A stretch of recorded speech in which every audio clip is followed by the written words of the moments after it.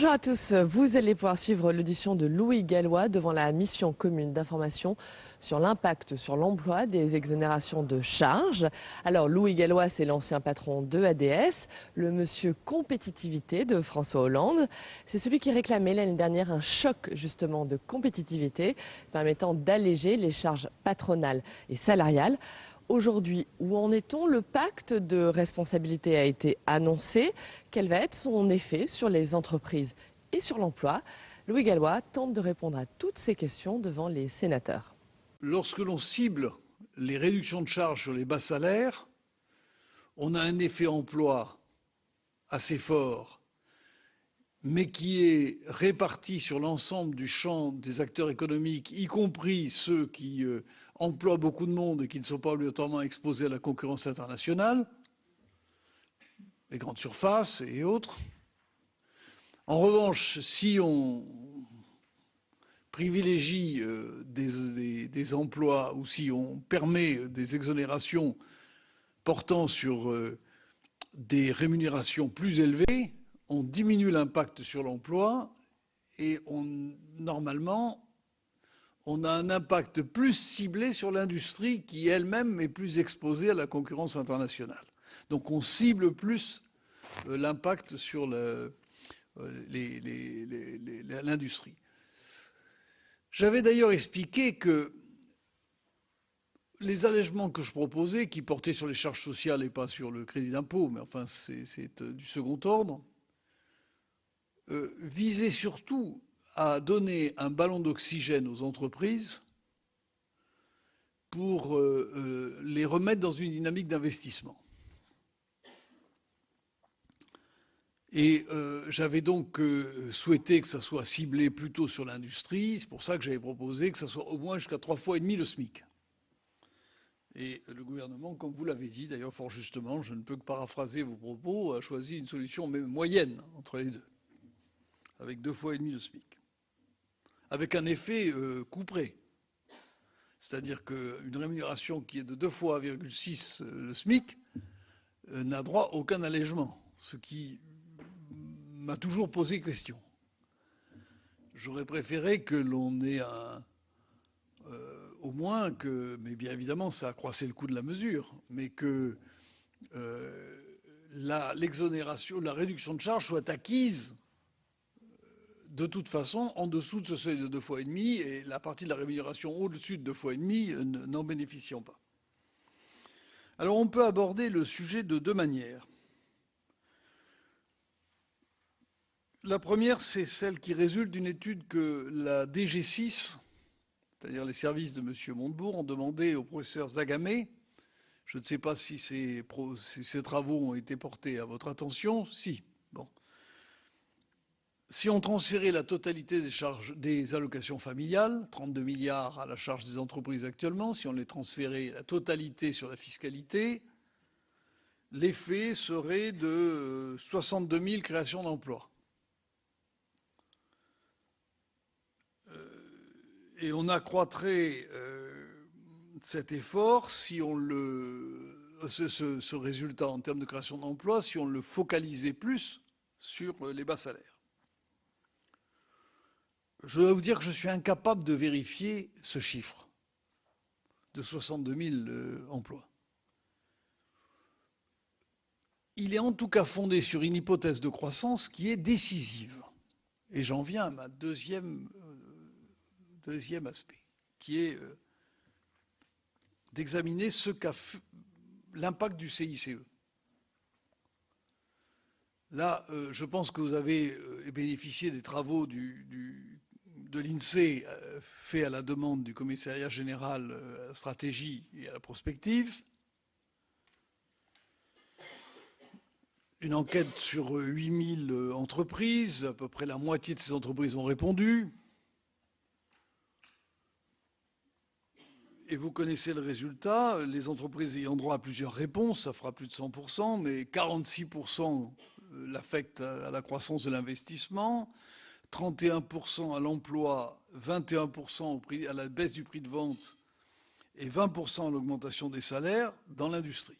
Et dans les services, C'est 53% à la croissance de l'investissement, 43% à l'emploi, 29% à la baisse du prix de vente et 38% à l'augmentation des salaires.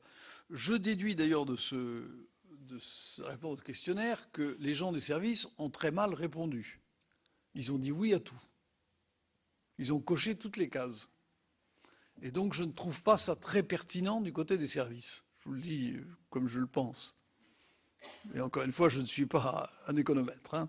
Mais je trouve un peu suspect de voir que ils ont répondu pratiquement oui à toutes les, avec un petit bémol sur la réduction des prix de vente.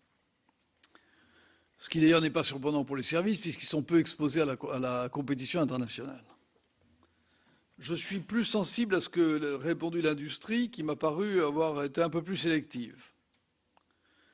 Mais, alors on constate qu'en gros un gros tiers des entreprises affecteront le bénéfice du CICE à la création d'emplois, si on en lit, ou tout au moins d'une partie de l'avantage du CICE à la création d'emplois. Je dois vous dire que pour moi, je ne crois absolument pas aux effets mécaniques. Les entreprises embaucheront si elles ont un certain degré de confiance dans la croissance qui leur permettra de nourrir ces emplois. On constate d'ailleurs que si les entreprises sont optimistes sur la conjoncture, elles répondent beaucoup plus positivement sur la création d'emplois, 15 points de plus sur la création d'emplois, que les entreprises qui ont un jugement négatif sur la conjoncture. Donc la conjoncture introduit un élément absolument décisif dans la création d'emplois.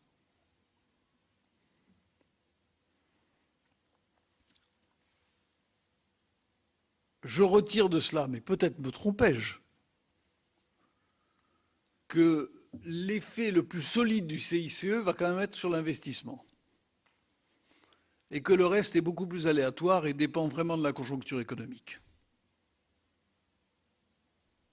Et d'ailleurs, ça ne me déplaît pas, parce que c'était quand même ce que je souhaitais lorsque j'ai proposé la mesure. C'est peut-être pour ça d'ailleurs que je tire les statistiques de ce côté-là. Donc j'ai peut-être un biais. Mais là, je constate quand même que ce qui est le plus solide, c'est l'investissement. Les perspectives sur l'investissement bougent beaucoup moins en fonction de la conjoncture que les perspectives sur l'emploi. Qui n'est pas une surprise, est beaucoup plus dépendant de la situation économique de l'entreprise et surtout de ses perspectives de croissance. Je ne peux pas aller beaucoup plus loin, sauf à déborder largement le sujet et à aborder tous les problèmes de la compétitivité. Vous m'avez demandé d'aborder le problème du dialogue social, c'est un autre sujet. Je suis tout à fait prêt à le faire.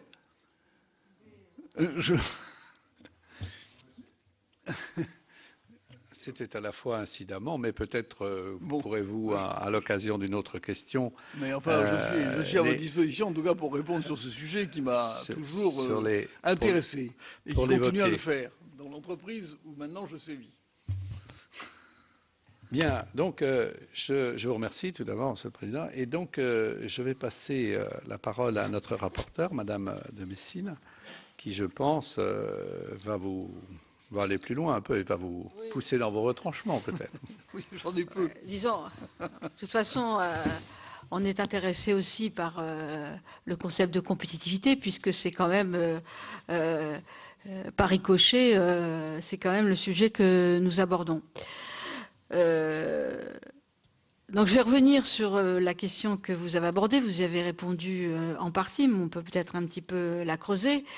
Dans votre célèbre rapport, on peut le dire, de novembre 2012 sur la compétitivité, vous avez écrit, et je vous cite, « Les allègements effectués depuis 20 ans ont concerné les plus bas salaires et ont pour cette raison très peu impacté directement l'industrie qui se situe à des rémunérations plus élevées, vous venez de le rappeler.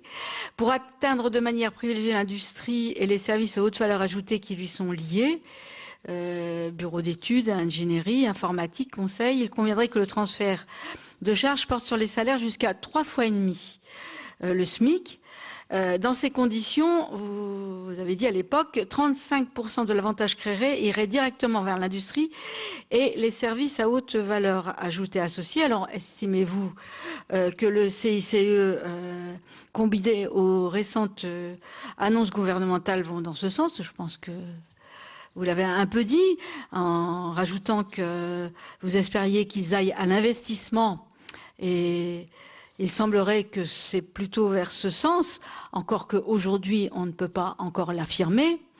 Et dans les auditions, et je rajoute, et dans les auditions que nous avons eues, notamment avec la BPI, qui est la banque de préfinancement, dans les demandes de préfinancement qui sont pas, qui reflètent pas complètement le comportement, mais globalement, une grande partie de ces préfinancements l'ont été demandés pour répondre à des problèmes de trésorerie. Donc il y a aussi cet aspect-là qu'il faut prendre en compte, surtout quand la situation continue à ne pas aller très bien. Ça, c'est la première question.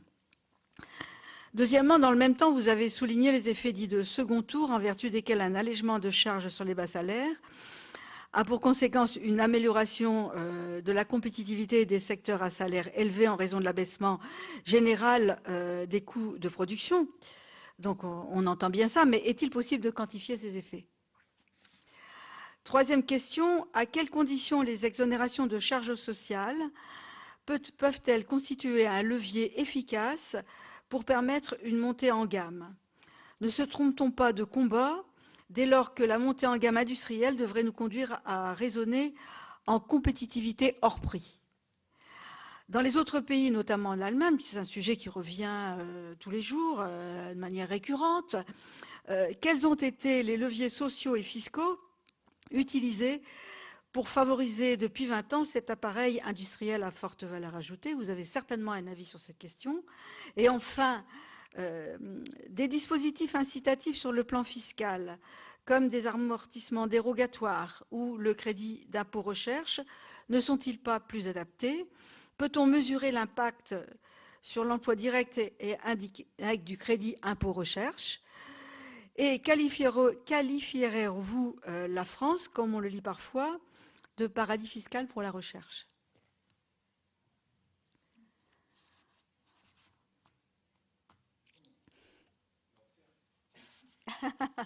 Première salve. Et puis on abordera après ensuite les questions de la compétitivité parce que ça nous intéresse. Sujet, Madame. Je maintiens ce que je vous ai dit, c'est-à-dire que si on veut focaliser sur l'industrie, la courbe, je ne l'ai pas apportée, mais j'en dispose.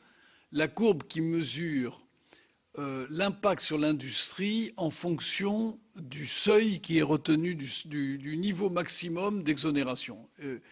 On plafonne à 3, quand on est à 3,5 fois le SMIC, on a une part de l'industrie que j'ai chiffrée à peu près à 35% et qui n'augmente plus vraiment. On passe peut-être, si on allait à 6 fois, on passerait peut-être de 35 à 37%. On est près de l'asymptote, comme on dirait en mathématiques. Alors qu'entre 2,5 fois et 3,5 fois, il y a une grosse différence, assez nette. Je n'ai pas le chiffre en tête, mais je dirais qu'avec 2,5 fois, on est plutôt autour de 25% qu'autour de 35%.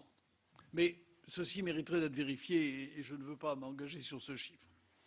Donc je reste convaincu que si on veut traiter le problème de la compétitivité des secteurs exposés à la concurrence, et du secteur industriel auquel je suis particulièrement attaché parce que j'estime que c'est la fine pointe de la compétitivité d'un pays, je pense qu'il fallait ou il faudrait aller au-delà de 2,5 fois le SMIC.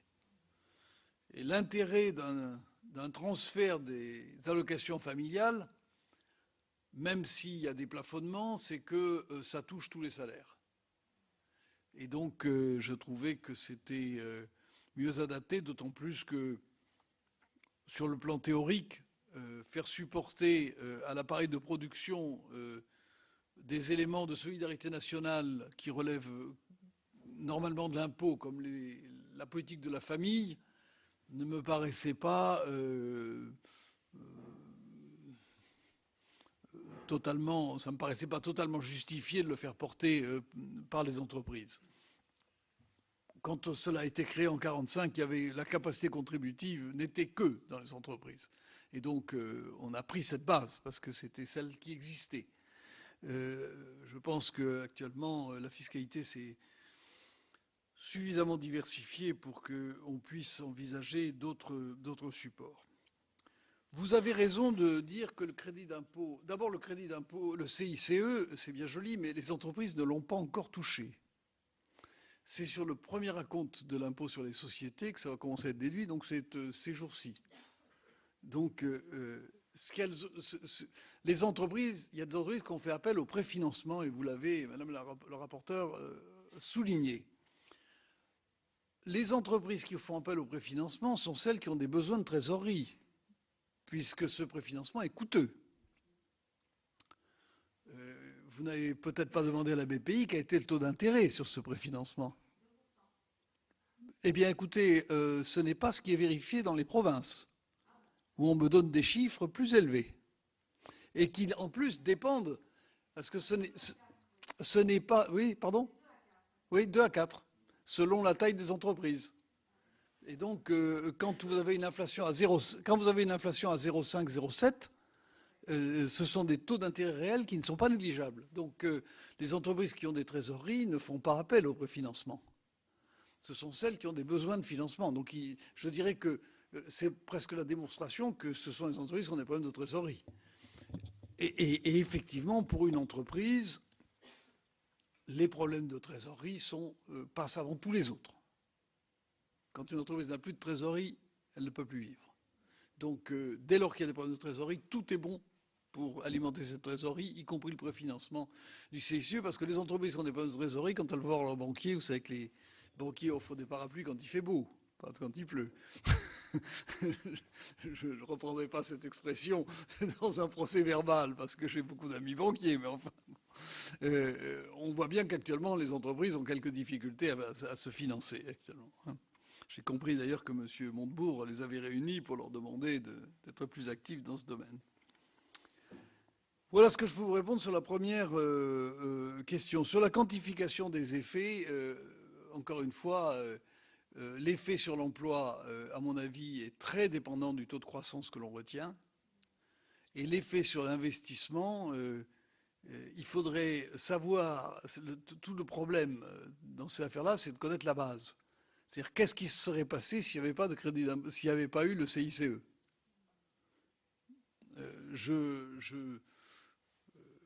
S'il y a une augmentation de l'investissement en 2014, ce que les économistes prévoient, quelle part devra être attribuée au CICE? Ses défenseurs vont lui attribuer une part importante, d'autres peut-être moins. Je constate néanmoins que c'est le sujet, le thème qui est le plus retenu par les entreprises, des services et de l'industrie lorsqu'on demande ce qu'ils vont faire du CICE. J'ai noté d'ailleurs qu'on ne leur posait pas la question de savoir s'ils le redistribuaient à leurs actionnaires. Mais bon, on leur a posé 4 questions et on aurait pu leur poser une 5e. Bon. Donc je ne suis pas capable de vous répondre si ce n'est ces éléments qui me conduisent à penser que ça peut soutenir l'investissement. Vous dites l'exonération des charges sociales traite un problème de compétitivité coût et la montée en gamme, c'est hors coût. Pour monter en gamme, il faut investir. Il faut investir. Il y a 2 sujets dans l'industrie française actuellement qui sont un obstacle à la croissance potentielle de la France. C'est d'abord des gains de productivité très faibles. Nous avons une bonne productivité, mais cette productivité s'érode du fait que les gains de productivité annuels sont très faibles actuellement, parce que les entreprises n'investissent pas assez. C'est devenu maintenant un lieu commun que de dire que nous avons 35 000 robots en France, que l'Italie en a 62 000 et l'Allemagne 150 000. Et que les générations de robots en France sont plus anciennes que les générations de robots en Italie et en Allemagne, je pense qu'il y a les gains de productivité sont insuffisants parce que l'investissement est insuffisant. Et deuxièmement, l'innovation est un élément aussi de montée en gamme et d'augmentation de la croissance potentielle. Et l'innovation coûte de l'argent. Il faut dépenser de l'argent pour innover parce qu'il faut faire de la recherche, etc. Donc la montée en gamme, c'est hors coût, c'est vrai. C'est même pour sortir du piège des prix. On n'achète pas une BMW parce qu'elle est bon marché. Je voudrais vous interrompre, si vous le permettez. Oui. Est-ce que, pour être un peu abrupte, la problématique que l'on a en France, je veux dire, entre création d'emplois ou compétitivité, etc., ne repose-t-elle pas sur le fait que nous avons une spécificité, c'est-à-dire que nous avons un SMIC relativement fort et qui est quand même hors marché, que tout notre système social est quand même assis sur la partie salaire et donc, comme vous l'avez dit tout à l'heure, sur les entreprises, et que de surcroît, ce niveau de protection sociale est en plus très haut, ce dont on ne va pas se plaindre, mais il est assis là-dessus. Et alors, est-ce que, en fait, toutes les solutions qu'on essaie de discuter ne sont pas quelquefois là pour compenser cet état de choses dans un monde un petit peu globalisé? Là, vous parlez, Monsieur le Président, de l'élément coût de la compétitivité. Et évidemment, quand on parle d'exonération de charges sociales, de réduction de la fiscalité sur les entreprises, c'est pour traiter ce problème de l'élément de coût. Alors, toutes les comparaisons internationales existent sur ces éléments de coût, sur le coût du travail, etc. Moi, je me suis gardé d'aborder ce problème sous l'aspect coût du travail. Parce que pourquoi j'aurais parlé du coût du travail et pas du coût de la fiscalité, du coût de l'énergie j'ai seulement dit, je constate que les marges des entreprises sont extrêmement basses. Je constate que les marges des entreprises sont extrêmement basses et qu'elles ont besoin d'un ballon d'oxygène, à la fois pour retrouver confiance et pour réenclencher un processus d'investissement. C'est comme cela que je l'ai présenté. Vous ne trouverez pas dans mon rapport l'expression coût du travail, ce qui ne veut pas dire que je ne considère pas que ça ne soit pas un problème. Mais je me suis dit, si je parle du coût du travail, il faut que je parle de tous les coûts. Et pas uniquement du coût du travail. Les coûts financiers, les coûts fiscaux, etc. Donc, j'ai bien parlé de ballon d'oxygène pour les entreprises. Et toute ma thèse, c'est qu'il faut justement sortir une partie de l'industrie française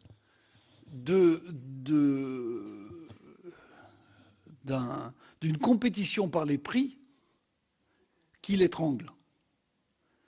Et pour sortir de la compétition par les prix, il faut créer d'autres avantages que le prix. C'est ce que l'industrie allemande a fait magnifiquement. Sur les biens d'équipement, on achète des biens d'équipement allemands parce qu'il n'y en a pas d'autres. Les automobiles allemandes sont plus chères que les automobiles françaises. Je vous donne un exemple.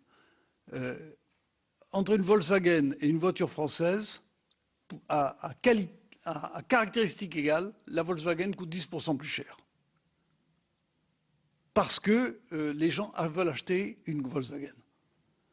Et c'est cet élément qu'il faut qu'on soit capable de créer en France sur nos productions. Sans trahir de secret, il y a une entreprise française qui est un bon exemple, c'est Michelin. Michelin vend ses pneus plus cher que les autres. Mais on achète les pneus Michelin parce qu'on veut avoir des pneus Michelin, parce qu'on sait que ce sont les meilleurs. Mais vous imaginez l'avantage que ça donne à une entreprise, dans la compétition internationale, de pouvoir vendre plus cher que les autres?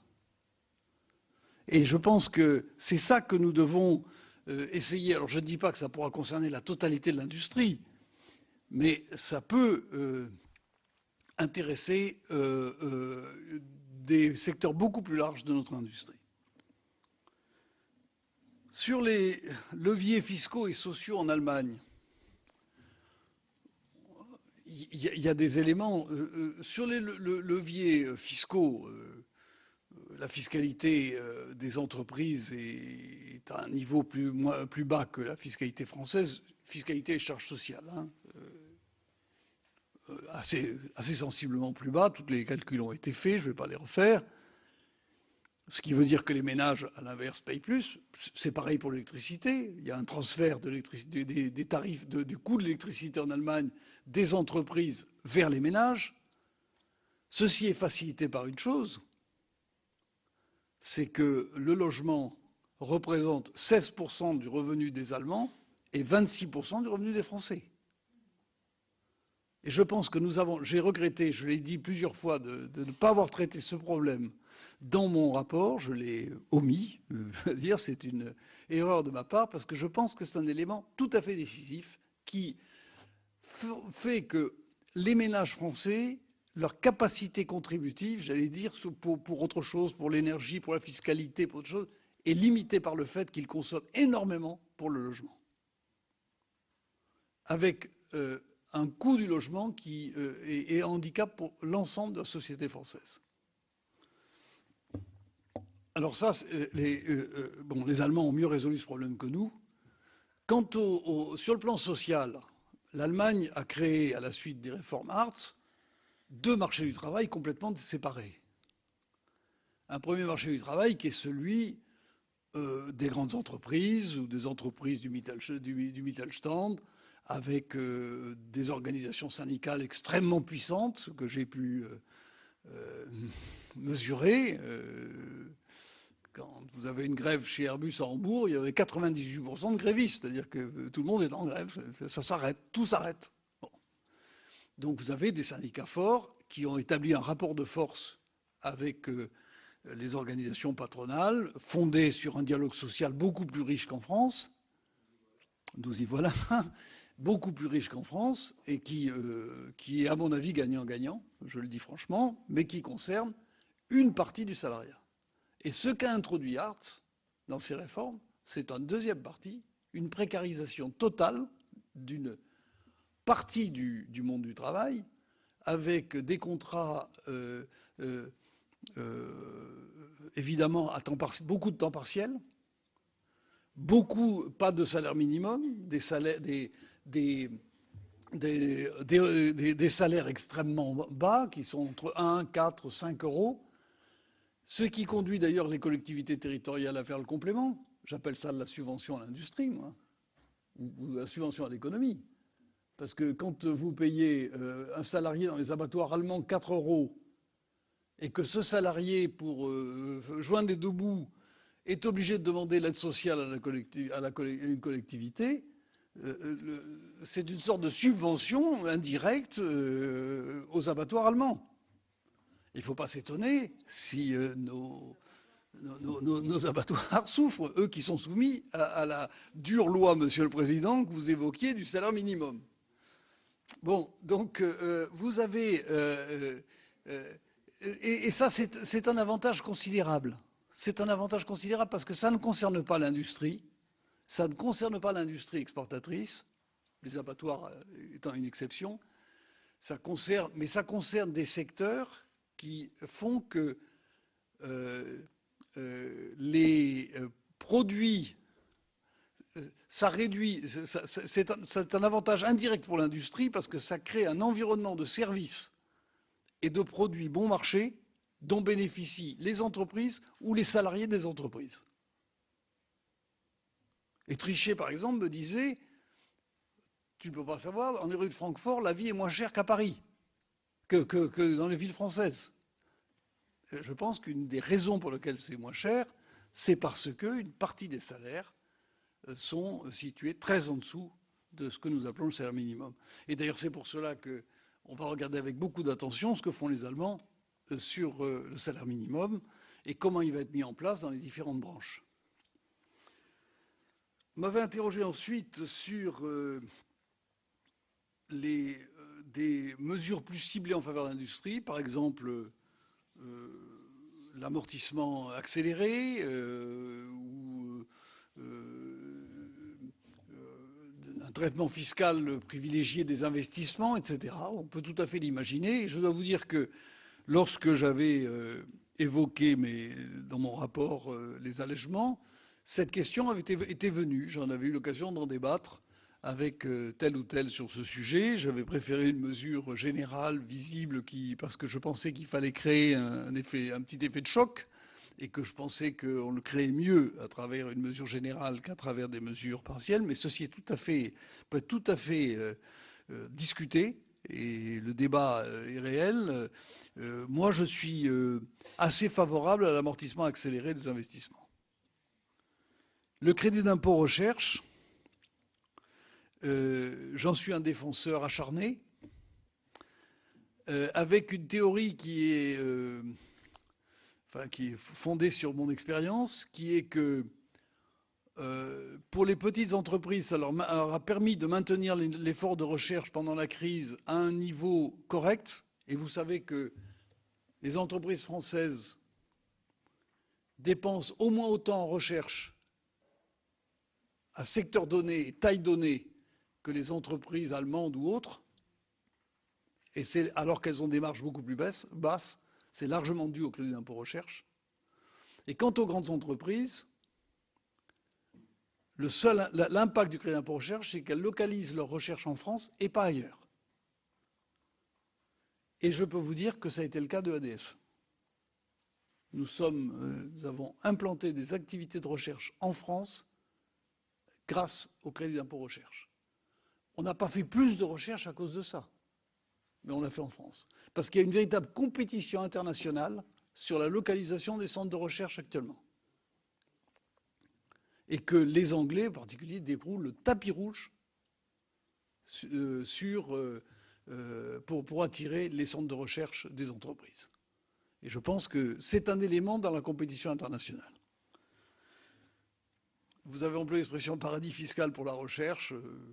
Vous êtes peut-être allé un peu loin, Monsieur le Président, mais Ah, c'est vous qui avez employé cette expression à côté. Oui, parce que le paradis fiscal, je le ferai. Je dirais que c'est un paradis fiscal pour la bonne cause, à la différence d'autres paradis fiscaux.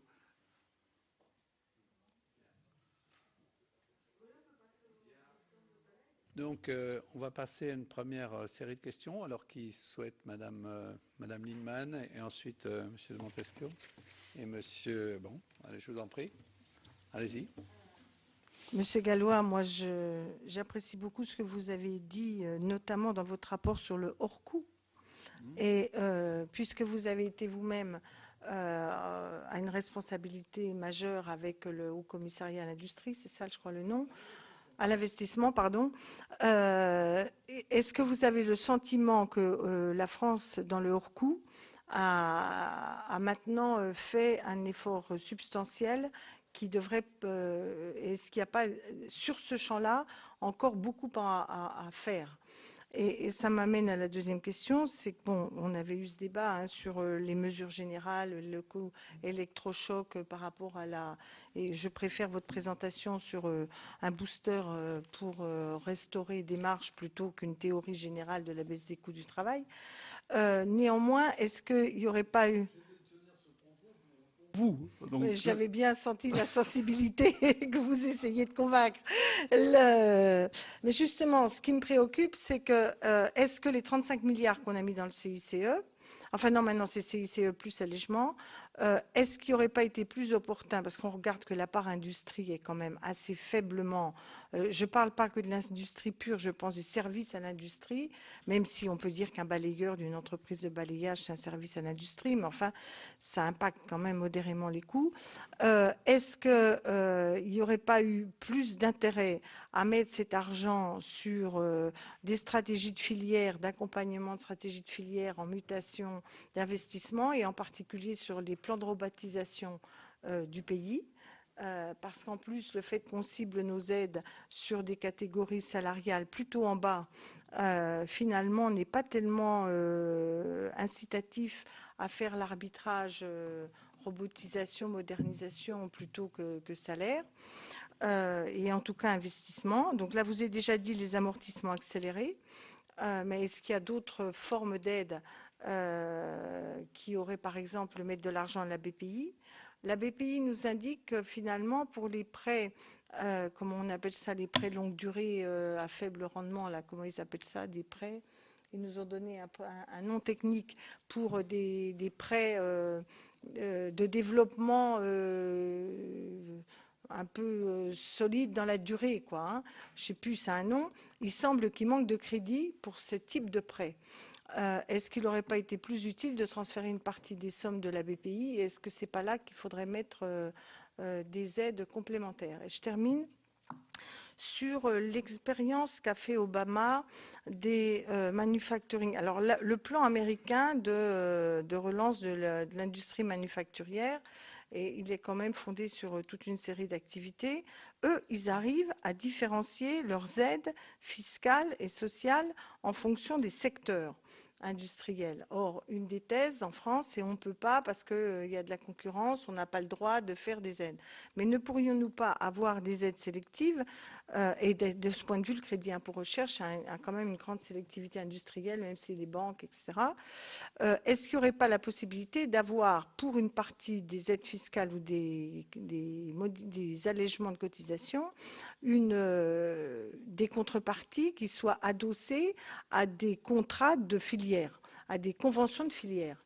C'est-à-dire, si je puis dire, avoir une règle générale, c'est que si on signe une convention de développement industriel ou truc, à ce moment-là, des allègements de charges, ils sont conditionnés.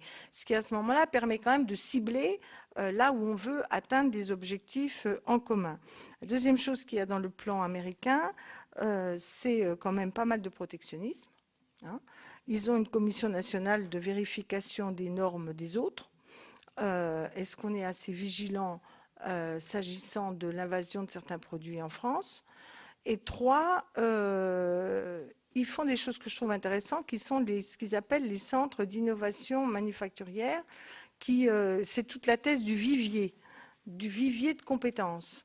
Est-ce que vous pensez qu'il y a en France un problème de vivier de compétences, et en particulier pour redonner goût à des techniciens, à des ingénieurs, etc. Et eux, ils font des centres de vivier de compétences. Vous avez vu sans doute celui de l'Ohio sur le 3D et tout ça. Je trouve que c'est une façon de mobiliser l'opinion autour de plans de filière assez intelligentes. Donc, en tout cas, sur le hors-coût, parce qu'on se focalise beaucoup, mais on a l'air de penser qu'il n'y a pas d'autres moyens. Et c'est faute de ces autres moyens que le problème du coût du travail apparaît comme un des éléments sur lesquels la puissance publique peut agir. Donc, je me permettais de vous interroger sur cet autre volet. Alors, peut-être qu'on ne va prendre que 2 questions, parce que les questions de Mme Lindemann ont été assez nombreuses. Peut-être celle de M. Montesquieu, et ensuite on fera une autre série. Merci, Monsieur le Président. Monsieur le Président, vos propos me posent un problème, parce que je n'ai pas su déceler de divergence entre vos affirmations et mes convictions. Ce n'est pas uniquement dû à une origine commune du Sud-Ouest ou à un amour partagé du rugby. Mais en extrapolant vos propos, est-ce qu'il n'y a pas une dramatique erreur de stratégie et de la part de l'industrie française et de la part de nos dirigeants sur beaucoup trop d'années? Et est-ce qu'on n'est pas à la traîne d'autres pays comme l'Allemagne, souvent citée bien sûr, mais aussi l'Italie, mais aussi la Corée du Sud, mais aussi le Japon, mais aussi l'Inde, Bangalore en étant le meilleur exemple, et peut-être la Chine qui, je crois, commence à produire des produits de grande qualité. Donc, est-ce que l'inversion de cette stratégie elle est forcément concevable, mais forcément aussi sur une longue durée? Ça ne peut pas se faire en 3 ans. Ça doit se faire en 10 ans peut-être. Et est-ce que l'État n'aggrave pas cet état de fait en privilégiant, comme vous l'avez souligné, les bas salaires? Est-ce qu'il ne faut pas, au contraire, viser une très haute qualité par des très hauts salaires? Et une chose qui n'a pas été citée tout à l'heure, on a abordé un peu le problème des charges. Est-ce que le fait que les charges soient proportionnelles au salaire ne contribue pas aussi à faire cette modération qui fait que aujourd'hui, avec la mobilité qui peut exister au niveau international, ben, l'élite, si on peut utiliser ce qualificatif, les gens les plus qualifiés ne vont-ils pas chercher bonne fortune ailleurs? On a abordé un peu le problème des investissements. La taxe à 75% me semble un message dramatique qui va aussi dans le même sens. Même si c'est un sujet autre, et ça se traduit par une baisse abyssale des investissements étrangers en France. Est-ce que tout ne contribue-t-il pas aujourd'hui à abaisser le niveau de la production à un niveau où on ne peut pas être compétitif parce que c'est surtout le coût qui intervient. On ne peut pas être compétitif avec des pays avec des salaires à 200 ou 300 euros. Donc, est-ce qu'il ne faut pas réviser totalement cette politique industrielle et aussi inciter les industriels à choisir d'autres créneaux? Monsieur le Président, si vous voulez bien répondre, je ferai juste deux petites remarques, peut-être très brèves, sur ce qu'a dit Madame Lienemann pour alimenter un peu le débat. En ce qui concerne les aides sur les filières, on se souvient de sinistre mémoire quand même des aides sur les charges sociales type Acquitext où les entreprises ont été obligées de rembourser, enfin, etc.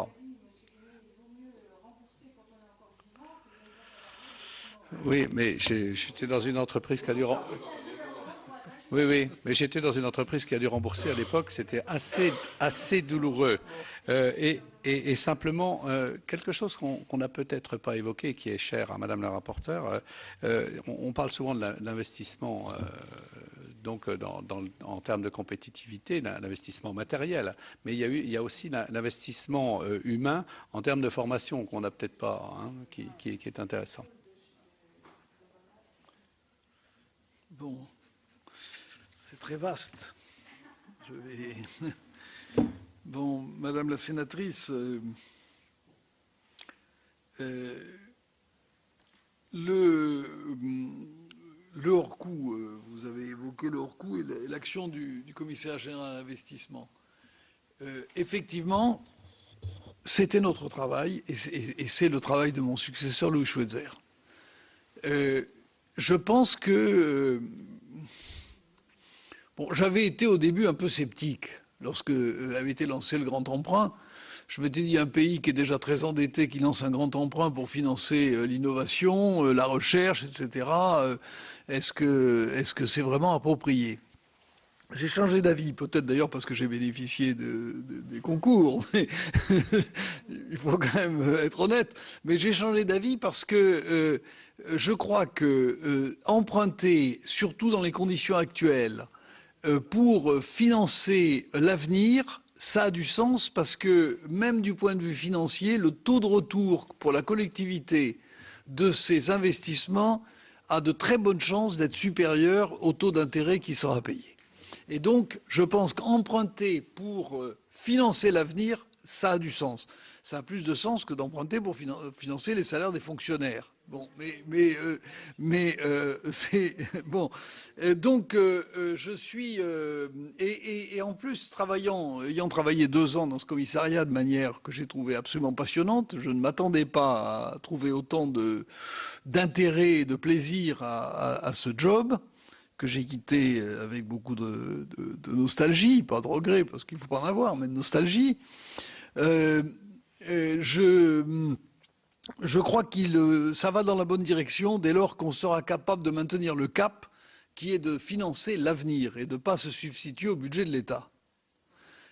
Et ça, c'est la grande difficulté en période d'économie budgétaire. Chaque ministère qui enfin, j'allais dire étranglé, c'est peut-être excessif, mais enfin, qui a des difficultés, vient voir le commissariat pour demander des crédits en substitution de ses propres crédits budgétaires qu'il n'a pas.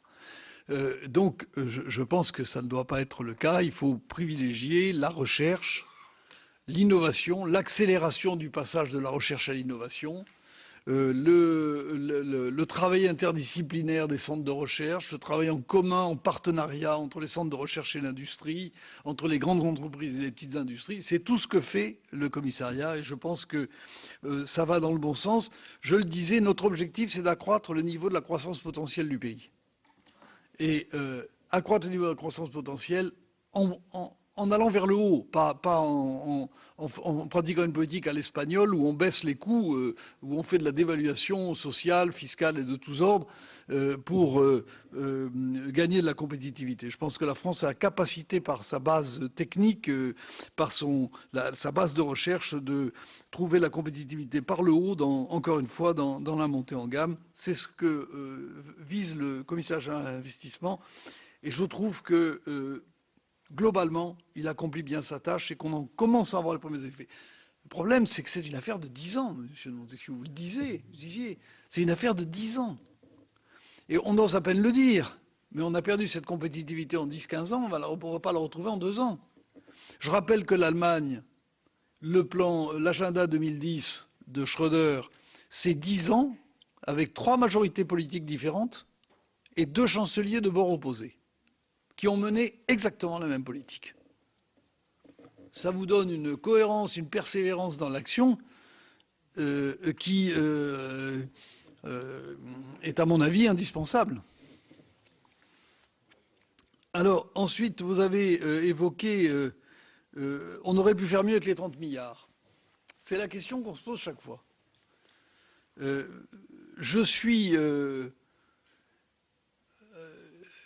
Je crois qu'il est important de faire les deux, d'avoir des politiques qui s'adressent à un certain nombre de filières, je reviendrai là-dessus parce qu'il faut le faire avec doigté, et en même temps, je pense qu'il fallait faire créer un événement, et je souhaitais, moi qui porte sur les allocations familiales, parce que j'estimais encore une fois que ce sont des dépenses qui relèvent de la solidarité nationale, donc plus de la fiscalité, même si je sais qu'il y a un vaste débat sur le sujet, mais je vous ai expliqué mes raisons, et je pensais que c'était quelque chose qui pouvait recréer de la confiance. Nous verrons si c'est le cas. La BPI. Alors avec les 30 milliards dotés la BPI, moi je trouve que la BPI a fait plutôt un bon démarrage. C'est un outil qui, assez curieusement d'ailleurs, ne suscite aucun débat idéologique. Je constate que tout le monde est à peu près convaincu que cet instrument manquait, surtout avec un secteur bancaire qui est maintenant corseté par des règles de prudentielles qui l'empêchent de financer assez largement, aussi largement qu'il pourrait le souhaiter, l'industrie. Les Bâle 3, c'est pareil d'ailleurs pour les compagnies d'assurance avec Solvency 2 qui les empêche d'intervenir massivement en fonds propres pour les fonds propres des entreprises. Donc je crois que c'est un instrument utile. Je pense qu'ils doivent démontrer qu'il y a une montée en régime. On ne peut pas tout leur donner. Il faut assurer une montée en régime de la BPI. Elle se met en place. Elle n'a même pas un an d'existence. Je vous rappelle qu'elle date du 12 juillet 2013. Et donc, elle est récente. Il faut qu'elle crée son savoir-faire, qu'elle accumule de l'expérience. Et je pense qu'il faudra organiser sa montée en régime. Sachant qu'elle ne peut pas aller très loin, parce que d'abord, c'est une banque, elle est soumise aux réglementations bancaires. Et deuxièmement, il faut faire attention qu'elle est dans l'œil, dans le collimateur de la direction de la concurrence de Bruxelles. Hein. Donc, il faut donc qu'elle est quand même très... Elle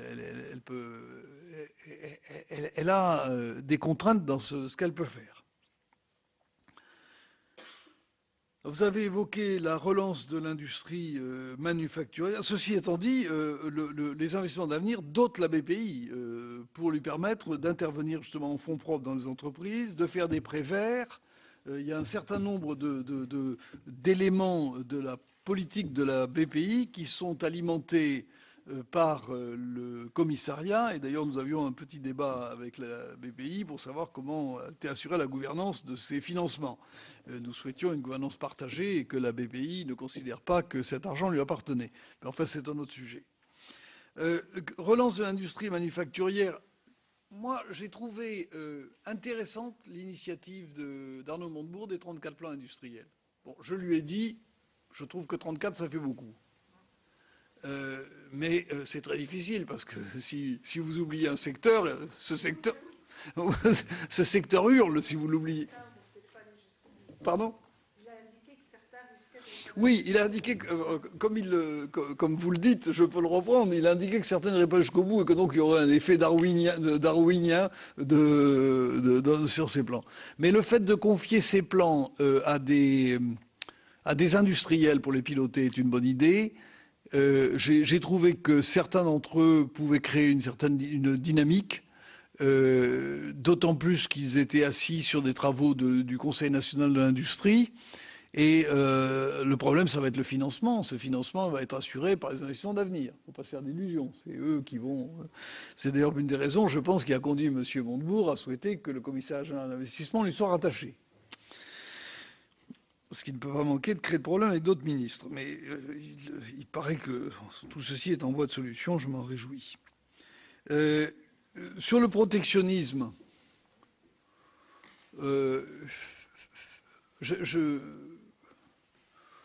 je n'aime pas cette expression, je le dis franchement. Je préfère réciprocité. Je préfère qu'on considère que... Parce que l'expression protectionnisme est maintenant dépassée quand on voit ce qu'est une chaîne de production.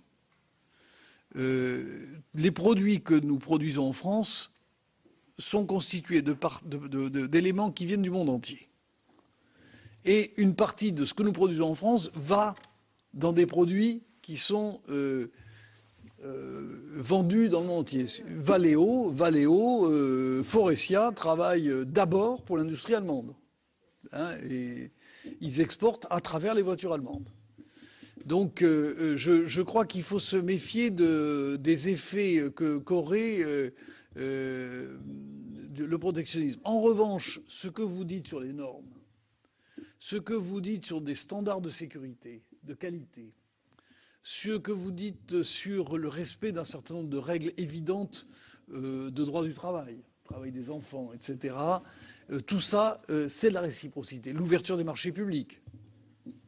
Peut-on admettre de voir nos marchés publics ouverts à des entreprises qui n'ouvrent pas les leurs, à des pays des entreprises de pays qui n'ouvrent pas les leurs, ou qui les ouvrent mal?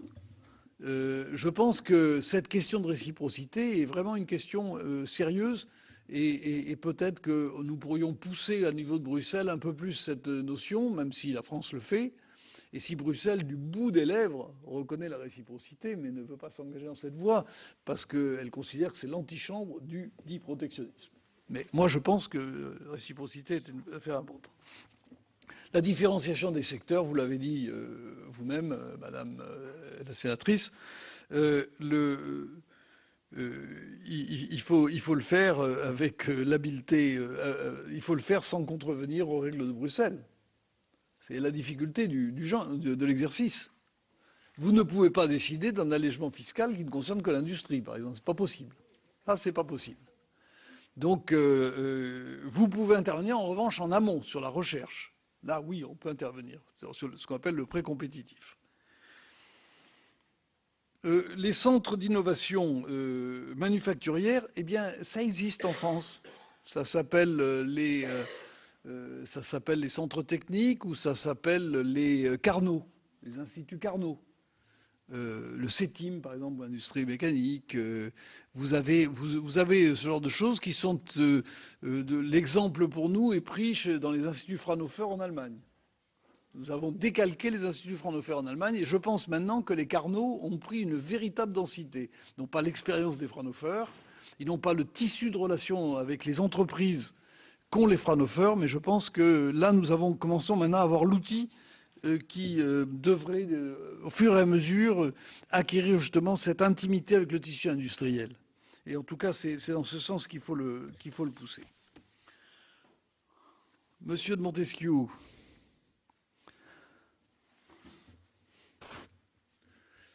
je ne suis pas loin d'être d'accord avec vous. Je pense qu'à force de pratiquer... à force de pratiquer les exonérations sur les bas salaires, parce qu'on considère que le SMIC étant élevé, on compense ça en réduisant les charges sur les bas salaires, c'est ça. Ça nous conduit à avantager des industries de main-d'œuvre qui ne sont pas obligatoirement d'ailleurs les industries qui exportent, parce que c'est comme ça qu'on fait vivre les grandes surfaces quand même. Hein, dont je ne suis pas la Poste, mais l'État, je pense, est capable de récupérer l'argent derrière.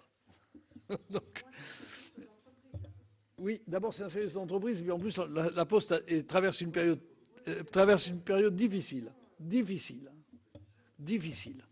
La post-période difficile, et je pense que cette aide n'est pas absolument sans utilité.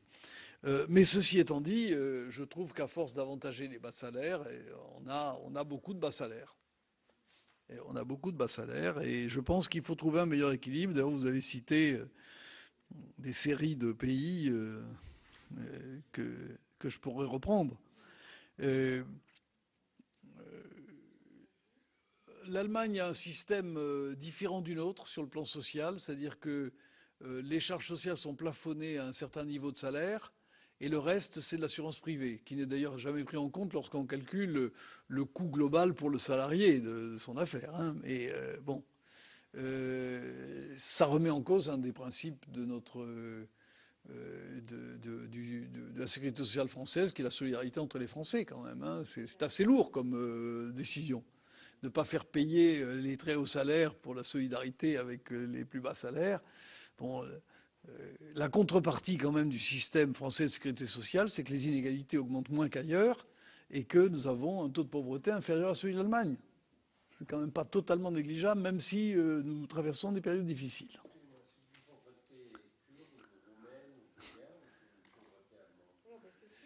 Ah, c'est une pauvreté qui est partagée comme la nôtre. C'est une pauvreté qui est partagée entre les différentes... Mais ce sont des gens qui vivent en Allemagne dans une situation de pauvreté. Ouais. Bon. Donc, moi pour revenir à votre question, je pense que votre question est valide. Est-ce qu'à force de faire des exonérations sur les bas salaires, on n'avantage pas les bas salaires par rapport aux salaires qui à forte valeur ajoutée? Je ne dis pas que les autres n'en aient pas, mais on a proportionné à son salaire. On maintient, mais vous avez raison, on maintient un bas niveau de qualification, on ne donne aucun encouragement à la formation professionnelle.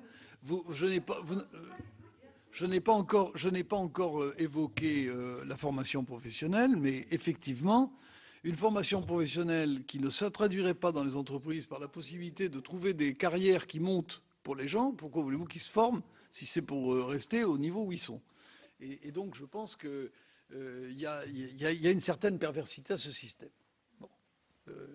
Ceci étant dit, j'en parle d'autant plus que je ne suis pas au gouvernement et que je n'ai pas les statistiques du chômage qui tombent tous les mois. Parce que quand vous avez les statistiques du chômage qui tombent tous les mois et que vous voyez que la situation ne s'améliore pas ou pas aussi vite que vous le souhaiteriez, vous avez envie de donner un petit coup de pouce pour que ça accélère. Et le moyen de donner le petit coup de pouce pour qu'il accélère, c'est les exonérations sur les bas salaires.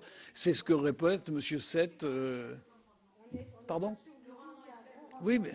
Je pense que le rendement est faible. Écoutez. Moi, je vais le dire ça. Mais je sais ce que je constate avec une certaine surprise, mais je m'en réjouis parce que je suis plutôt, Président, plutôt ce point de vue. Je crois que non, mais notre audition, je veux dire, touche à sa fin et je crois que nous avons encore une question au moins. Donc, je ne sais pas. Non, j'ai fini. Bien. Monsieur Daudigny. Merci, Monsieur le Président, de me donner la parole. C'est un plaisir, Monsieur Gallois, de vous entendre parler de la compétitivité. Alors, peut-être une remarque très vite sur la Poste. Beaucoup de ces activités sont en concurrence avec des entreprises privées. Dans Paris, circulent des camions où il est indiqué port de lettres, de colis pour particuliers et privés. Mais ce n'est pas le sujet de la question. J'étais hier avec des représentants français et allemands d'une grande entreprise de chimie allemande qui a des usines en France et qui intervient en phytosanitaire, pharmacie et polymère. Vous pouvez l'identifier. Alors, lorsqu'il a été demandé à ces responsables quels sont les atouts en France, 2 mots. Le premier, les cerveaux. Le deuxième, le crédit impôt recherche. Donc, ça vient à l'appui de ce qui a été dit avant. C'est pour ça que je le souligne. Alors ensuite, lorsqu'il leur a été posé la question des handicaps, sont cités plus l'instabilité fiscale que le coût du travail. Ensuite est citée également une application, je veux dire, zélée des normes européennes dans notre pays, qui est un frein à l'activité, en particulier, je le dis, donc en matière d'environnement. Et puis ensuite est également cité comme handicap une inscription qui serait beaucoup trop forte dans l'esprit français du principe de précaution, qui fait que le moindre incident où le moindre doute génère immédiatement des peurs, des craintes, des polémiques et quelquefois d'ailleurs génère de nouveaux textes législatifs. Alors, est-ce que, Monsieur Gallois, il y a dans les mentalités françaises ainsi réellement un frein à l'innovation, à la recherche? Est-ce que ce ressenti, tel que je viens de le rappeler, est fondé à votre avis? Je pense que les éléments que vous avez donnés, je ne peux qu'abonder dans ce sens, l'instabilité fiscale et l'imprévisibilité fiscale, et puis le fait qu'on ait quand même inventé l'impôt rétroactif.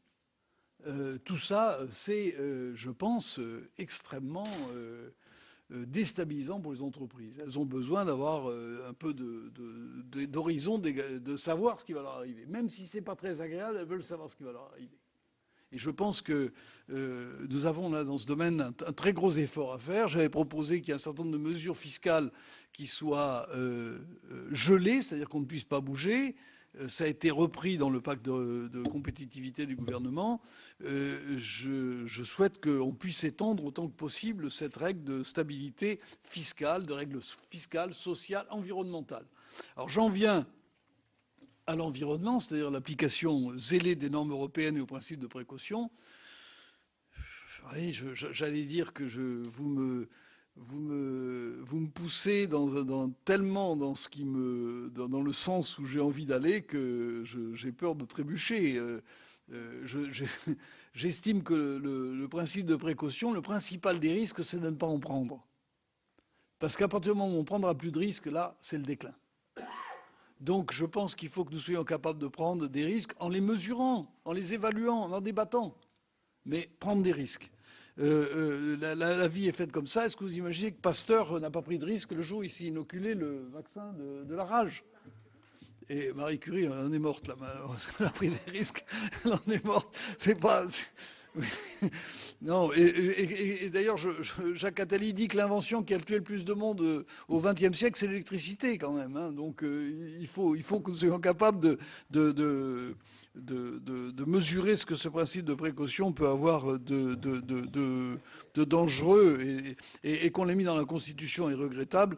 Je dois dire que les Allemands sont pas loin d'être comme nous sur le principe de précaution. Mais quand je vois que je veux pas apparaître plus méchant que je ne suis, mais si je prends nanotechnologie, biotechnologie, OGM, gaz de schiste, nucléaire, etc., autant de sujets dont on n'a plus le droit de parler, je trouve que ça fait beaucoup. Et certainement, il y a d'excellentes raisons. Mais à force de se bloquer toutes les avenues, je ne sais pas vers où on peut avancer. Et l'application zélée des normes européennes, on nous dit qu'on est plus zélé que les autres. Et qu'en matière environnementale, en particulier, nous allons plus vite et plus fort que les autres.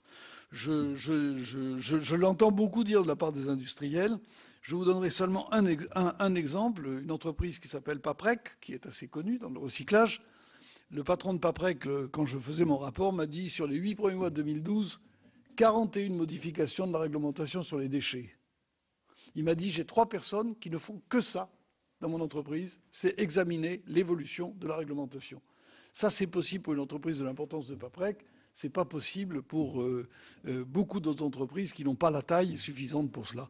Et je pense que nous devons veiller à cela.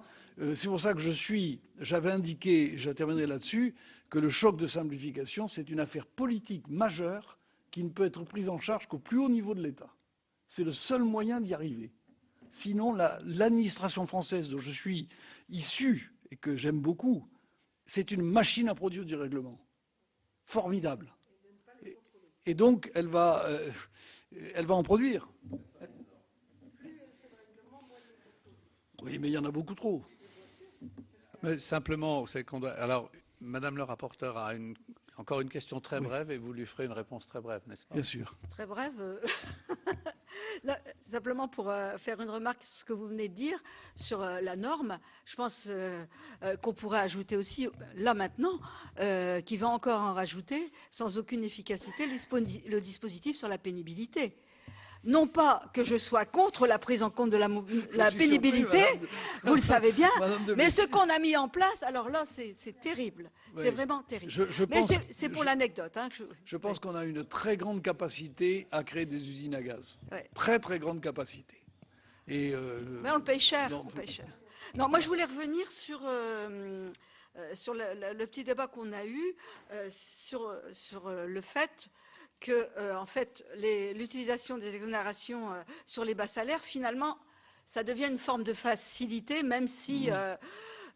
mais moi, je conteste aussi ça, parce que, bon, sur les bas salaires, il y a deux objectifs. C'est la courbe du chômage et aussi amener les jeunes non qualifiés qui sortent du dispositif, pour qu'ils accèdent enfin à l'emploi. Et donc, d'abord, l'efficacité sur les bas salaires, elle est contestable, puisque le rendement est très faible.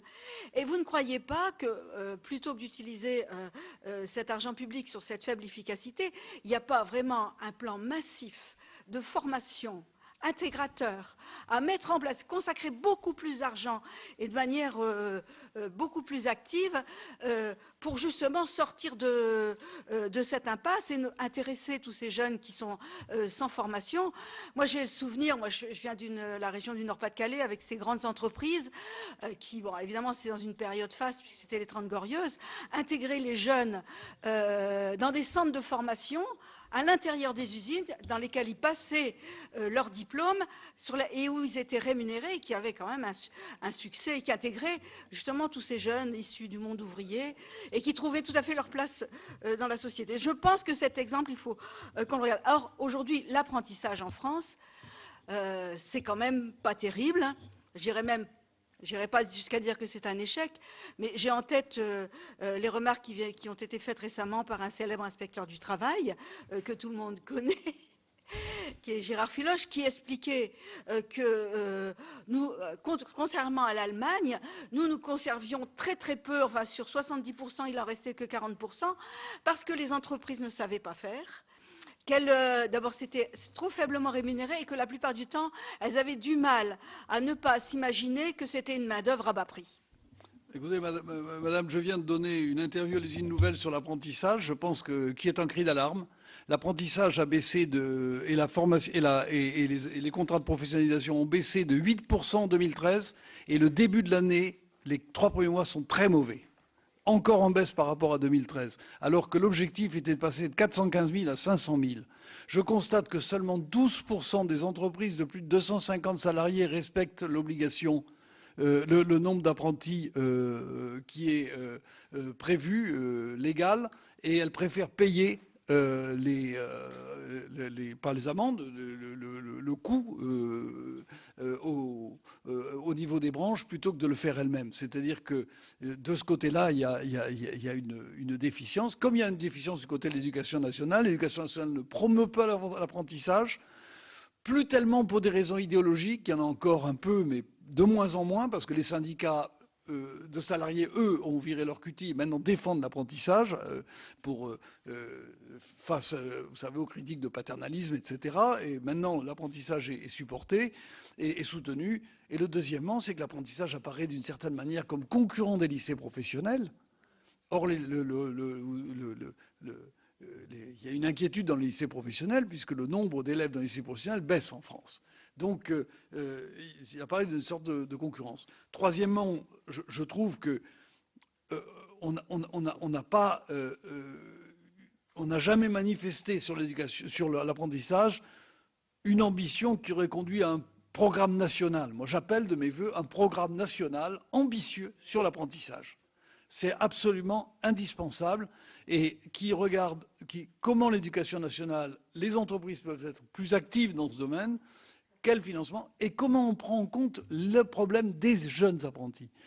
Comment voulez-vous qu'un jeune de 16 à 17 ans trouve tout seul son stage? C'est pas possible, sauf s'il a un réseau familial. Il n'y a que ça. Ils ne peuvent pas se loger parce que ils ne peuvent pas se payer un logement éloigné du logement familial. Les frais de transport, toutes ces questions qui sont extrêmement précises mérite d'être regardé de très près. Et je pense que, encore une fois, c'est un sujet absolument majeur. Je partage votre avis, Madame de Messine. C'est de l'argent bien utilisé pour lutter contre le chômage et pour permettre une meilleure adéquation de l'offre et de la demande de travail que l'apprentissage. Et je pense qu'en plus, ça fait monter tout le monde. Et il faut que, je le disais, l'apprentissage, ce n'est pas la roue de secours du système éducatif, ça doit être une des deux routes devant. Il y a l'enseignement général et il y a l'apprentissage. C'est ce qui se passe en Allemagne. Je vous remercie, Monsieur le Président. Ce sera donc votre conclusion. Merci. Et nous vous remercions pour votre parole qui est toujours une parole très forte en matière de compétitivité. Merci. Merci encore. Voilà pour l'audition de Louis Gallois. Je vous propose tout de suite de suivre une autre audition, celle d'Henri Sterdignac, le directeur du département économie de la mondialisation à l'OFCE, et on se retrouve tout de suite après. Pour ce qui concerne l'effet sur l'emploi des allègements des cotisations sociales, les évaluations de l'OFCE sont plutôt situées, on va dire, dans la fourchette basse, en raison notamment des effets macroéconomiques du financement de cet instrument. Et dans ces conditions, quels instruments seriez-vous amenés à privilégier pour l'emploi ? Et par ailleurs, les allègements de cotisations et les mécanismes de compensation qui en résultent posent la question de l'évolution du mode de financement de la protection sociale. Et au fil des mesures que nous avons de facto mis en place, un barème de cotisation sociale progressif, et estimez-vous que les cotisations sont, de votre point de vue, le meilleur outil de redistribution ? Et si nous devons faire évoluer l'assiette du financement de la protection sociale, quelles sont les mesures susceptibles de concilier équité d'une part et efficacité économique de l'autre? Voilà quelques petites questions qui pourraient servir à votre propos liminaire. Et ensuite, Madame la rapporteure vous soumettra la question, si j'ose dire, et puis nos collègues. Donc, sans plus tarder, je vous laisse donc la parole, Monsieur le Directeur.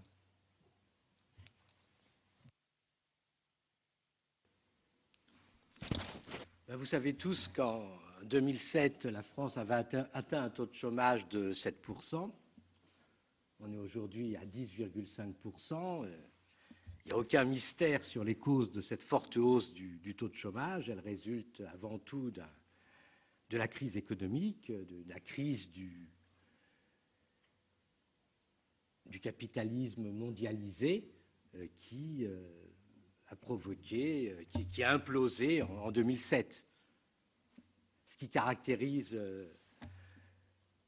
la période qu'on a connue avant 2007, c'est la concurrence commerciale, les délocalisations qui font que les entreprises ont tendance à aller tout à fait naturellement aller chercher les travailleurs les moins chers possibles. Ça fait pression sur le coût du travail dans les pays développés. Et donc, dans de nombreux pays, la part du travail diminue au profit de la part du capital. La France a heureusement été un peu épargnée. Par ailleurs, donc, cette déformation se traduit par un déficit de demande qui est comblé soit par les déficits publics, soit par la montée de l'endettement du secteur privé, des ménages, des entreprises. Et naturellement, ce qu'on a vu en 2007, c'est que cette montée de l'endettement a des limites. À un moment donné, les agences sont trop endettées. On a la crise des subprimes, on a la crise de la dette des pays du sud de la zone euro. Et puis, on a le problème qu'on a des masses énormes de capitaux qui sont disponibles, qui cherchent une rentabilité maximale, et tout ça, ça provoque une forte instabilité économique. Donc on est dans ce contexte où il est très difficile que la France fasse quelque chose à elle seule. Il serait souhaitable que l'Europe agisse, mais bon, jusqu'à présent, l'Europe n'a pas la volonté politique d'agir. Et donc, on est contraint à utiliser des méthodes qui ne s'attaquent pas fondamentalement au cœur du problème. Il est évident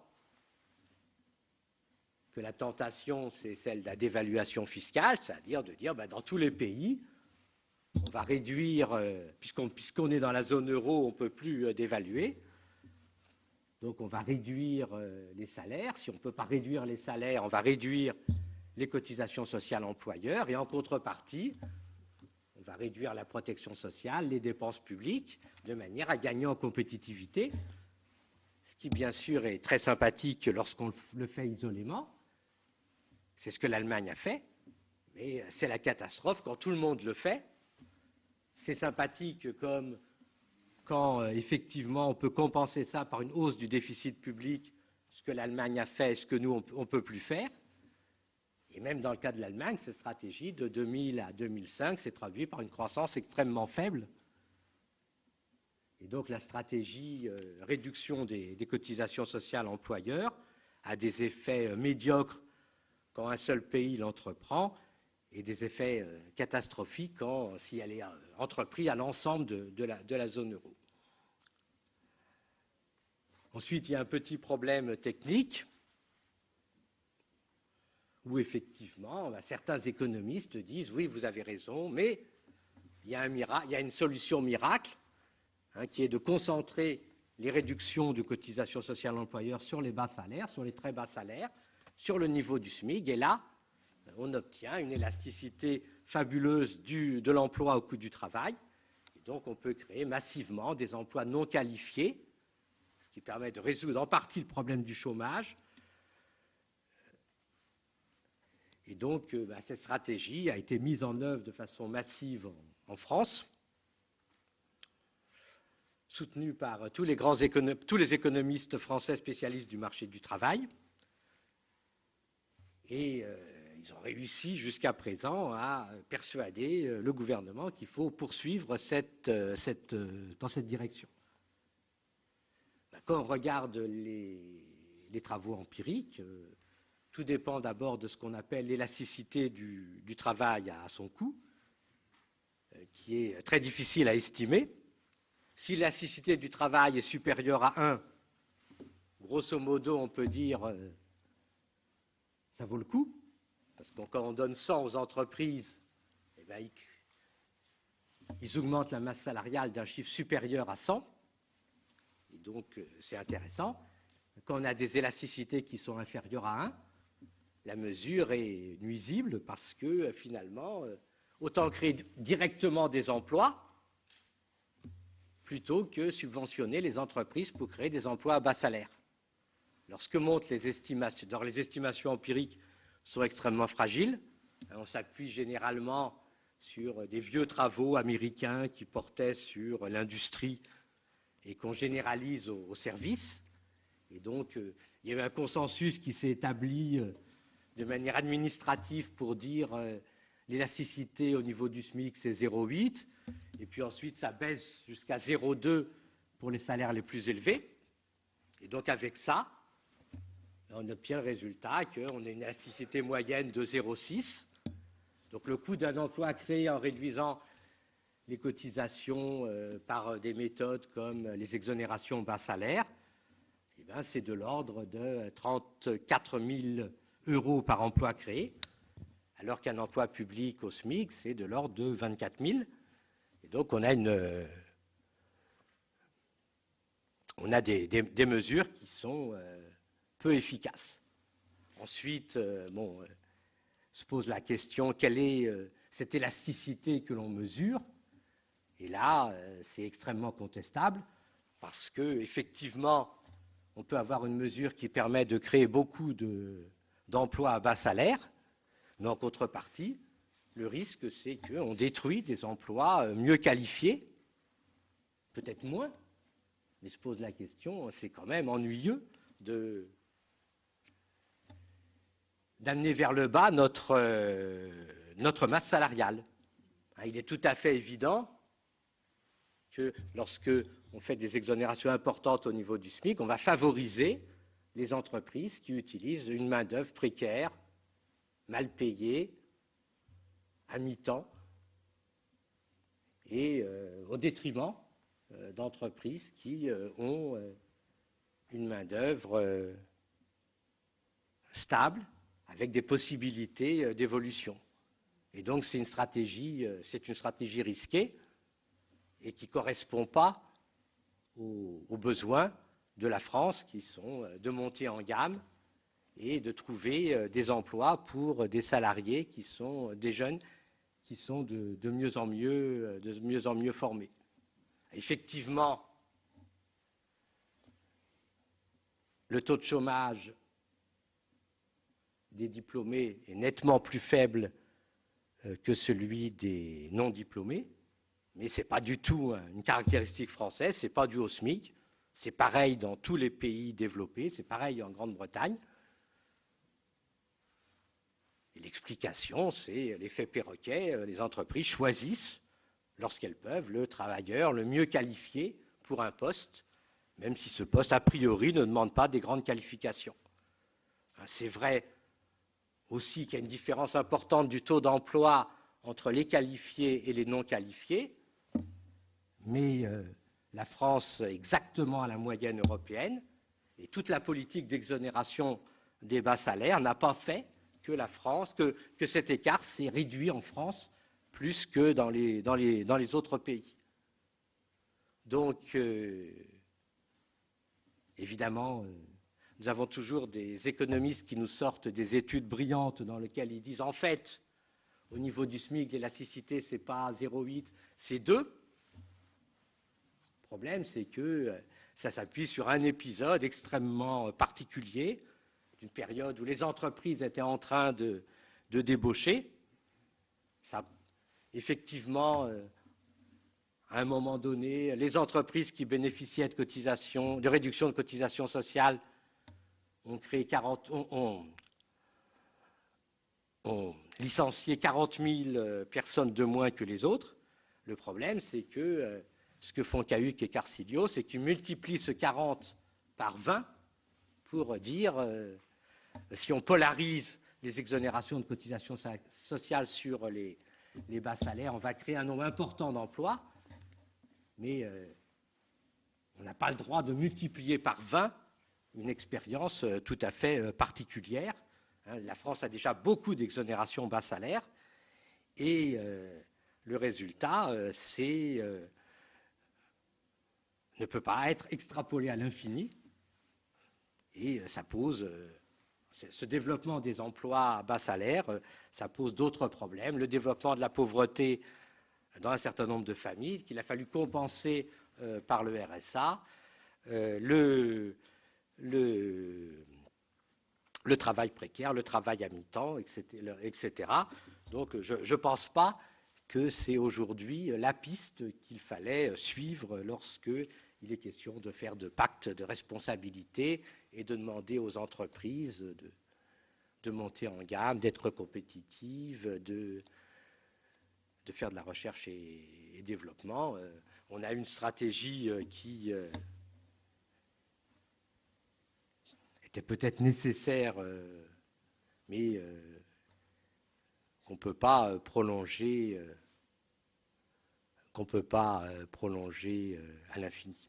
Ensuite, vous posez une seconde question sur le financement de la protection sociale.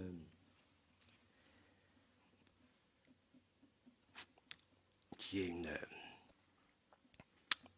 question délicate. Vous savez que dans la protection sociale, ce que je vais vous dire est très banal, il est convenu de distinguer les prestations contributives et les prestations non contributives, les cotisations contributives, les cotisations non contributives, les cotisations contributives, le chômage, la retraite, les prestations maladie en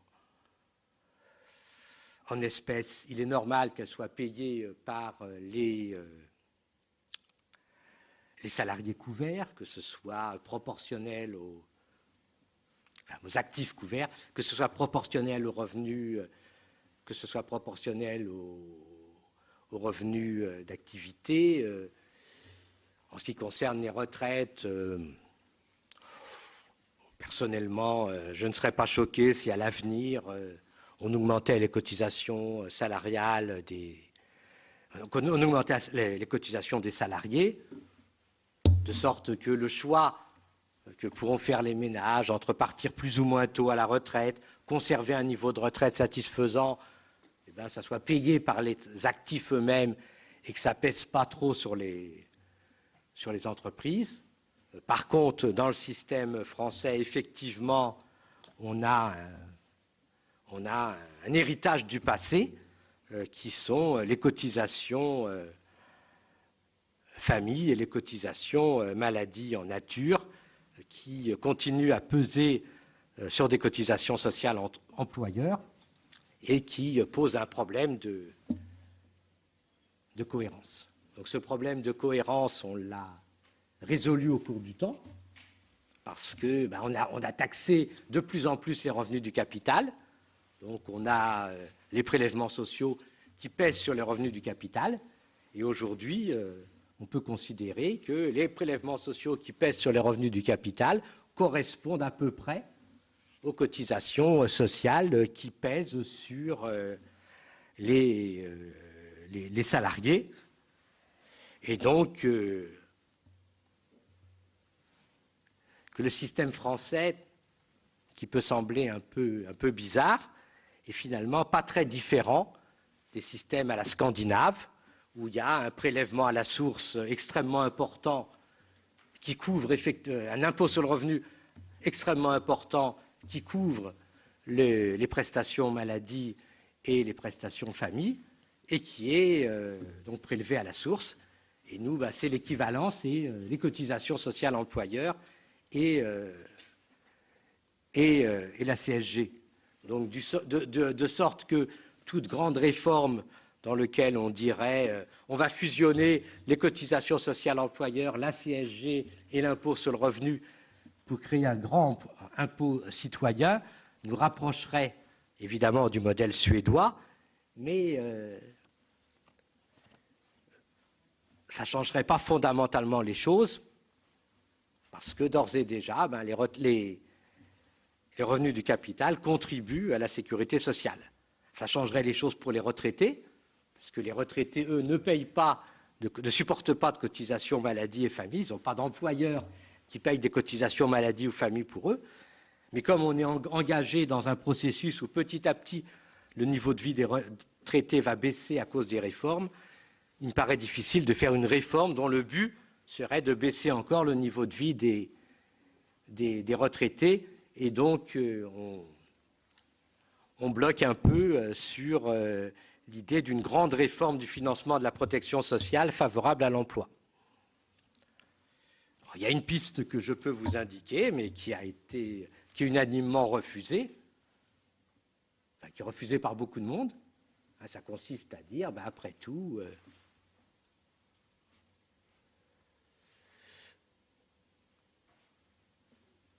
les cotisations famille et maladie doivent être financées par une prestation qui est de type impôt. Les entreprises bénéficient des prestations famille parce que ça leur permet d'avoir des salariés qui n'ont pas à garder les enfants et ça renouvelle la force de travail. Et ils bénéficient des prestations maladie parce qu'ils ont besoin de salariés en bonne santé. Donc, il n'est pas illogique que les entreprises contribuent à la protection sociale. Et donc, mais on peut changer l'assiette.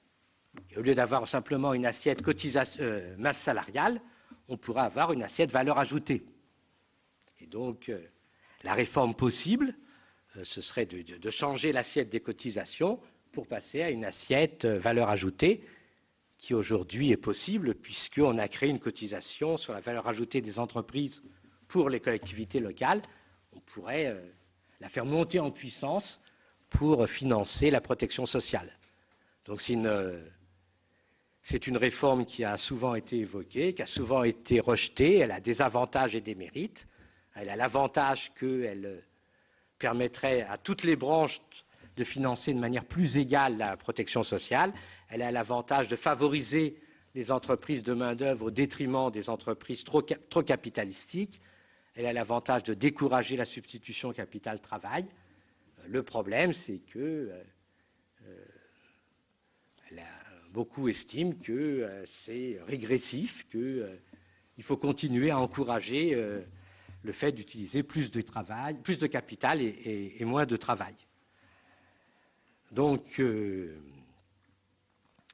ne pense pas... Enfin, le financement de la protection sociale tel qu'il est organisé aujourd'hui est un peu compliqué, mais il n'est pas foncièrement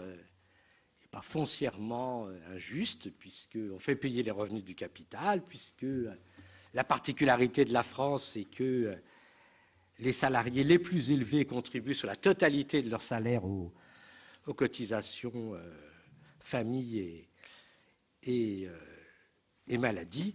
Et puis, on a un choix à faire. Est-ce qu'on continue ce système où on assit le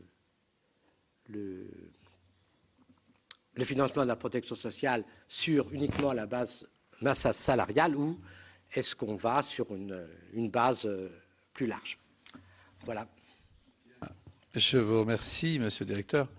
Très rapidement, je dirais simplement que facialement, vous convenez que le système n'est quand même pas spécialement lisible, mais que finalement, il devient juste parce qu'on a établi des tas de corrections, finalement, qui le rendent pratiquement équilibré. Mais il faut dire que facialement, c'est pas... Et je suis totalement de votre avis. C'est pas l'idéal. Je suis totalement de votre avis. D'accord. C'est pour ça qu'on a le choix entre deux réformes possibles. La grande réforme où on dit on va arranger les choses pour que tout soit bien, pour qu'il n'y a pas de problème. Et puis ce qu'on appelle jusqu'à présent les bricolages, qui aboutissent au même, qui consistent à combler les défauts et dire c'est scandaleux, les revenus du capital contribuent pas assez, donc on fait un prélèvement social qui, bien sûr, apparaît comme un rajout stupide, quoi. Donc, j'avais bien suivi votre propos. Oui, non, mais... Bien. Je vous remercie donc pour ce propos très, très intéressant. Et je vais donc passer la parole à notre rapporteur Michel de Messine, qui, je n'en doute pas, a des questions à vous poser. Oui. Moi, j'ai bien suivi votre raisonnement. Globalement, ce qu'on peut dire, c'est que l'essentiel de la politique pour l'emploi est essentiellement, et budgétairement, est essentiellement assise sur les exonérations de charges sociales, notamment sur les bas salaires, avec une efficacité qui est contestable, avec des dérives, notamment de trappe à bas salaire.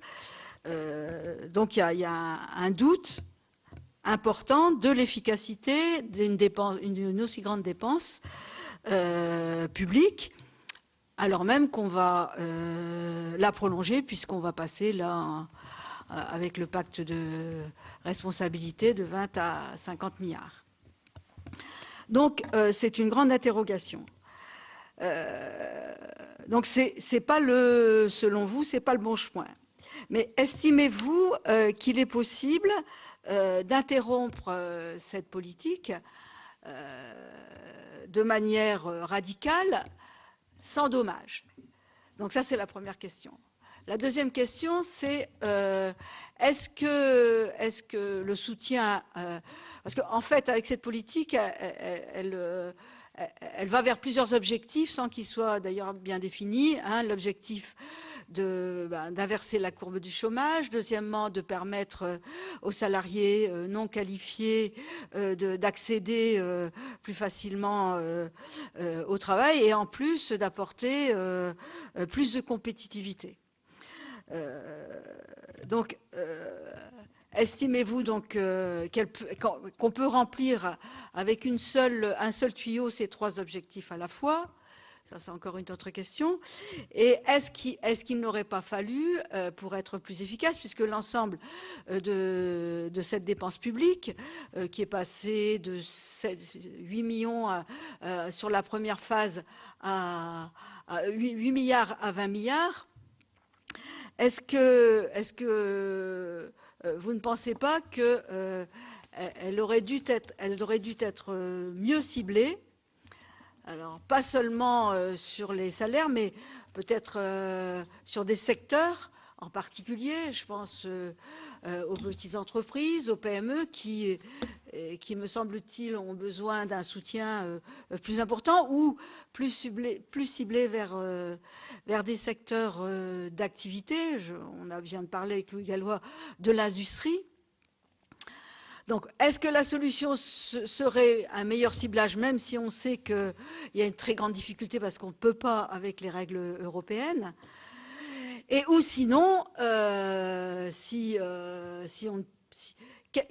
serait l'alternative à cette politique de manière concrète et rapide, quoi, que vous préconisez?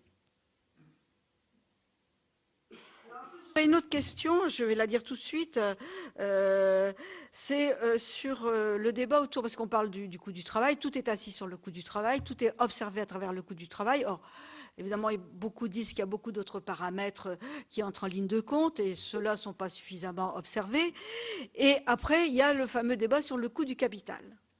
Donc qui entre aujourd'hui un petit peu en ligne de compte, qui entre en débat, sans qu'il y ait un véritable débat sur cette question, au moins un débat public. Or, il nous a été dit dans le cadre des auditions qu'il y aurait des études de l'INSEE non publiées qui contestent justement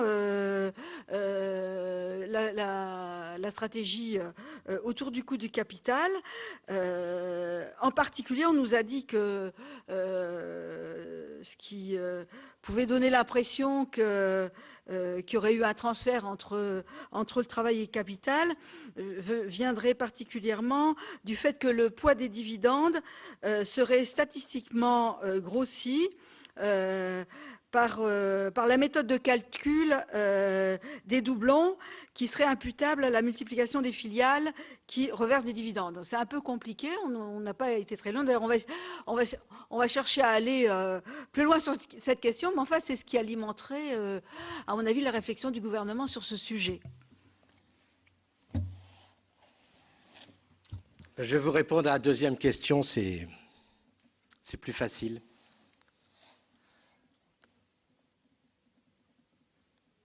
Quand on regarde, mais je peux vous faire passer le document là-dessus, quand on regarde l'évolution du partage de la valeur ajoutée des sociétés françaises, d'abord il faut faire ça honnêtement, c'est-à-dire faire ça en net, c'est-à-dire regarder les dividendes nets versés par les entreprises en enlevant naturellement les dividendes qu'elles reçoivent, puisque évidemment la montée du net, la montée du brut, c'est la financiarisation, le fait que les entreprises s'échangent des dividendes, ça on n'en prend pas en compte. Et donc on voit que la part des dividendes est passée de 3 à 8% du PIB, si vous comparez l'année 72 à ces dernières années. Il y a un phénomène qui explique ça, en même temps c'est la diminution du poids des intérêts, puisque jadis, on avait beaucoup d'inflation, donc les intérêts étaient gonflés artificiellement par l'inflation. Aujourd'hui, les intérêts sont très bas, et donc jadis, les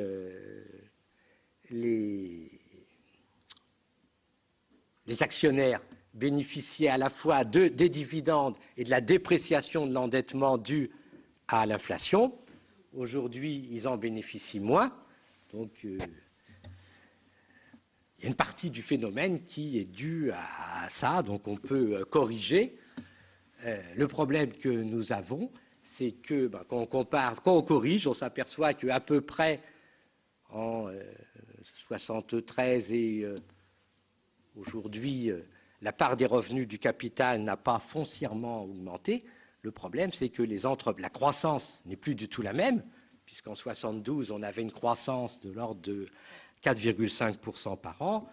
Aujourd'hui, on est à 1,5%. Donc le besoin d'investissement est beaucoup plus faible aujourd'hui. Et donc les entreprises avec le même profit investissent beaucoup moins. Et donc on peut dire, comme certains travaux, circuler, il n'y a rien à voir, la part des profits n'a pas foncièrement augmenté. Mais de l'autre côté, on peut dire, comparé à l'investissement qu'ils réalisent, eh ben, la part des profits est restée la même, mais les entreprises n'investissent plus. Et du coup, ces 3 points, 4 points d'investissement qui nous manquent, eh ben, ça nous fait un déséquilibre macroéconomique. Et ce déséquilibre macroéconomique, quand vous regardez, aujourd'hui, il est comblé par du déficit public. Évidemment, si les entreprises investissaient les 4 points de PIB qui manquent, on serait en meilleure situation. Donc on peut dire que les entreprises n'investissent pas assez compte tenu de leur niveau de dividendes. Et donc, il faut dire aux capitalistes, de manière ironique, on vous laisse le choix. Soit on vous prend vos dividendes, soit vous les utilisez pour investir. Voilà, vous avez donc pu suivre l'audition de Louis Gallois devant la mission commune d'information sur l'impact sur l'emploi des exonérations de charges patronales et salariales. Très bonne suite de programme sur Public Sénat.